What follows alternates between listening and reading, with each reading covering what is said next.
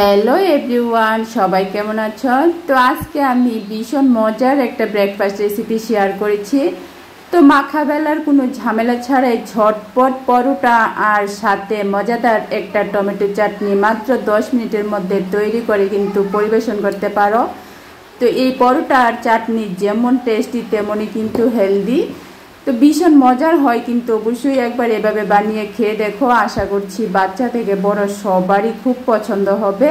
তো এইগুলি তোমরা সকালে ব্রেকফাস্টে অথবা রাত্রে ডিনারেও কিন্তু তৈরি করে নিতে পারো। ঝটপট কিন্তু তৈরি করে নেওয়া যায় কোনো রকম ঝামেলা ছাড়া। চাইলে কিন্তু বাচ্চাদেরকেও টিফিনে তৈরি করে দিতে পারো। তো চলো রেসিপিটা একদমই সহজভাবে শেয়ার করছি। তো প্রথমে দেখো একটা বাটির মধ্যে আমি নিয়ে নিচ্ছি 1 কাপ আটা। তোমরা চাইলে কিন্তু ময়দা দিয়েও করতে পারো, তবে আটা কিন্তু হেলদি অপশন। তো আটার মধ্যে দিয়ে দিলাম পরিমাণ মতো লবণ, তার সাথে দিয়ে দিচ্ছি 1 চামচের মতো চিলি ফ্লেক্স। তোমরা চাইলে এখানে কাঁচা লঙ্কাও কুচি কুচি করে দিতে পারো, আর বাচ্চাদের জন্য করলে ঝালটা অবশ্যই কমিয়ে দেবে। এখন দিয়ে দিলাম 1 চামচ আদা রসুন বাটা। তো এখানে একটা আমি মিডিয়াম সাইজের আলু নিয়েছি, সিদ্ধ করা আলু। তো আলুটাকে আমি দিয়ে দেবো গ্রেট করে। তো আলুটাকেও কিন্তু আমি গ্রেট করে নিয়েছি। তো এখন দিয়ে দিচ্ছি মিডিয়াম সাইজের একটা পেঁয়াজ কুচি।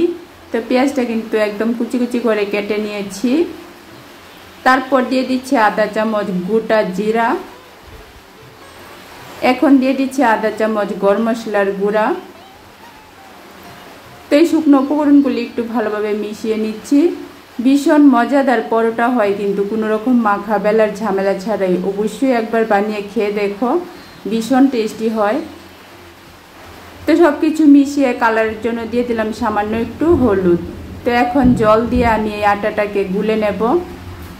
তো অল্প অল্প জল দিয়ে কিন্তু আটাটাকে গুলে নিতে হবে। খুব সুন্দর করে একটা গোলা তৈরি করে নিতে হবে, যাতে বেশি পাতলাও না হয় আবার বেশি ঘনও না হয়, সেরকমই একটা ব্যাটার তৈরি করে নিতে হবে। তো দেখো ব্যাটার আমার তৈরি করা হয়ে গেছে। এখন আমি এটাকে একটু ভালোভাবে ফেটিয়ে নিচ্ছি।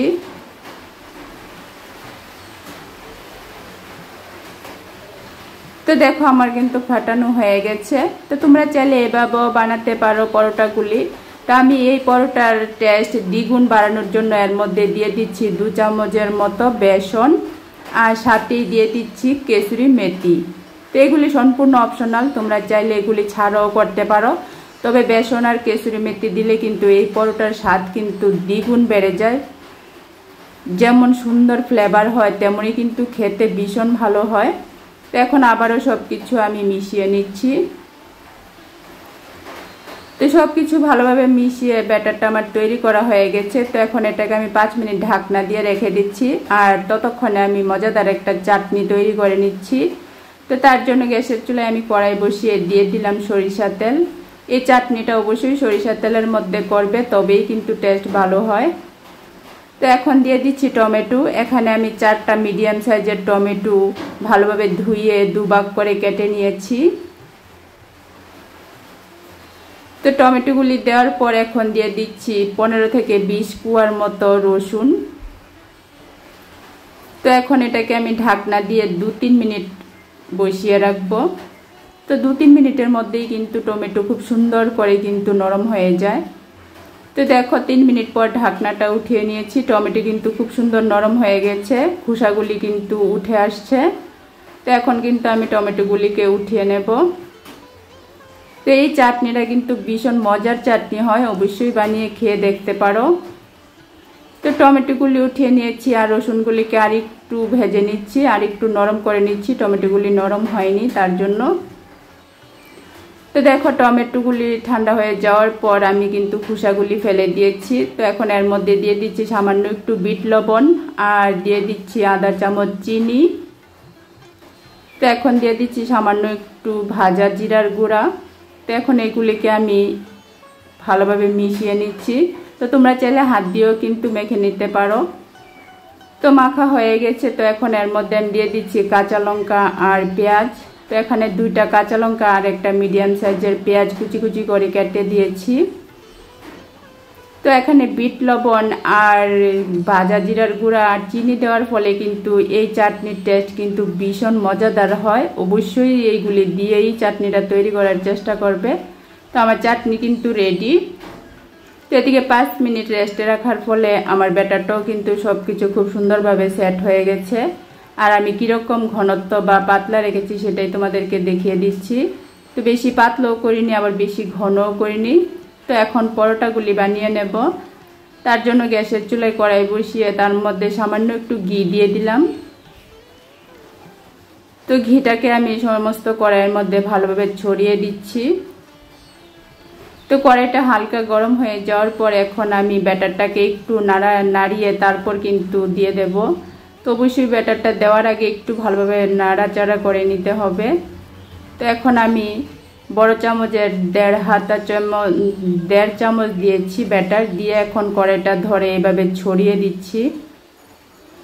তো কোনো রকম কিন্তু কোনো ঝামেলা নেই, কড়াইটা কিন্তু এভাবে ঘুরিয়ে ছড়িয়ে দিলেই খুব সুন্দর একটা শেপ চলে আসে। তো উপরটা কিন্তু কিছুক্ষণের মধ্যেই পুরোপুরি শুকিয়ে যায়। তো উপরটা যখনই শুকিয়ে যাবে, সম্পূর্ণ শুকিয়ে যাবে, তখনই কিন্তু এই পরোটাগুলি উল্টে দিতে হবে।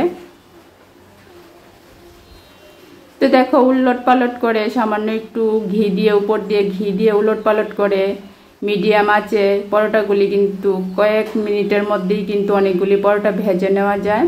তো একটা পরোটা কিন্তু আমার ভাজা হয়ে গেছে। তো কতটুকু সুন্দর হয়েছে দেখে নিশ্চয়ই বুঝতে পারছো।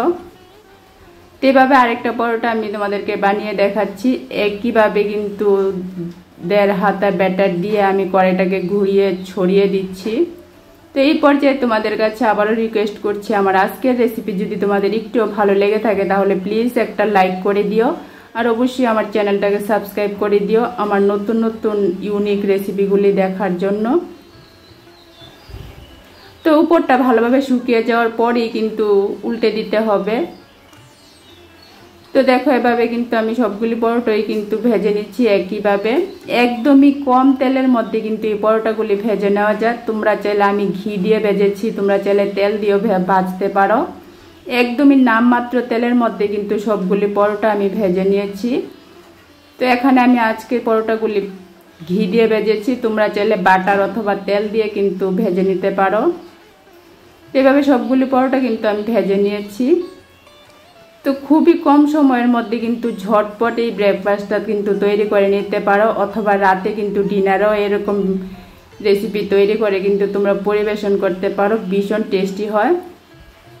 তো এইভাবে উপর দিয়ে কিন্তু টমেটোর চাটনিটা দিয়ে তারপর কিন্তু এটাকে এইভাবে রোল করে নিলেই কিন্তু খুব সুন্দর করে তৈরি হয়ে যায়।